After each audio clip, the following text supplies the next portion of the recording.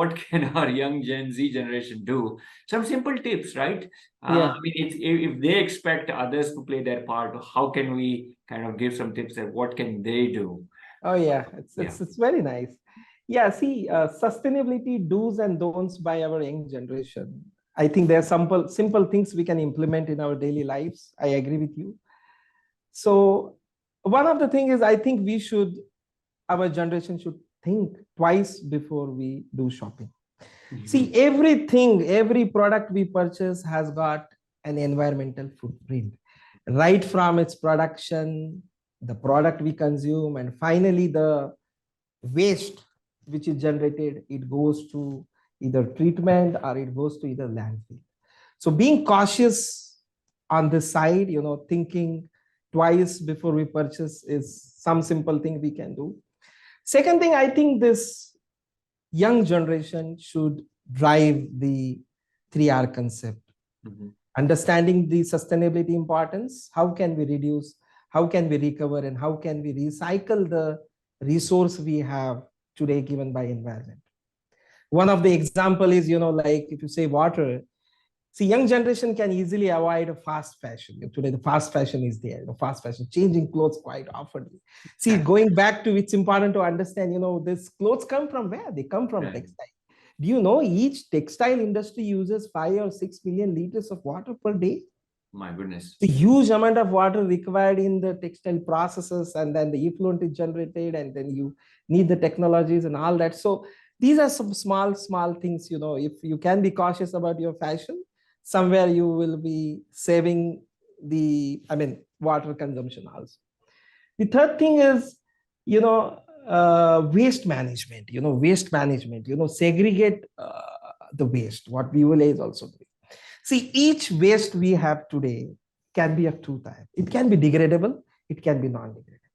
So a degradable waste means what? What is the household waste, the domestic waste, which comes from your house, which comes from your hospitals, which comes from complexes, are degradable. So don't treat it as a waste, but think of technologies where you can make energies from waste. Like you can treat what Viola is doing, converting waste to biogas, energy source. Other thing is, when you segregate the degradable waste and non-degradable waste, the non-degradable waste can be something like plastic. It can be metals, which can be recycled back. Right. So we are doing that, segregating the waste and adding value by recycling it or converting it to the energy. Another message I would like to give, Nikhil, to this young generation is drive less and drive green. So drive green meaning what? We know that the fuels are limited, they're going to limit it. Yeah. And we should think of the electric vehicle, future vehicle. At Veolia, we are really encouraging this. The thing is, because electric vehicle needs lithium. And we are working on technologies in the space of mining to extract, purify lithium by our products.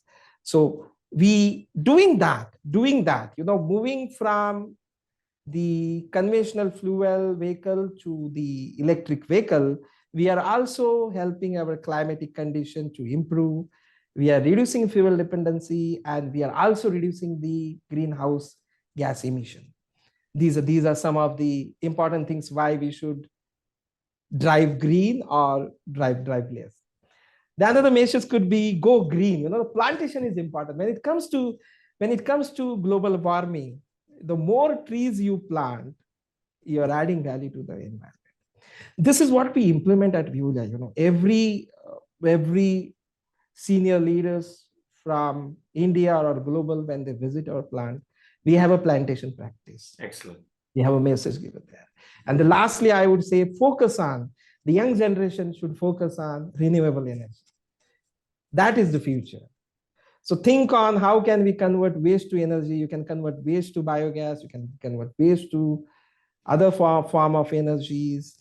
Then there's another waste, which is agricultural waste. Huge agricultural waste are available today everywhere. So there are technologies to convert this waste into biofuel.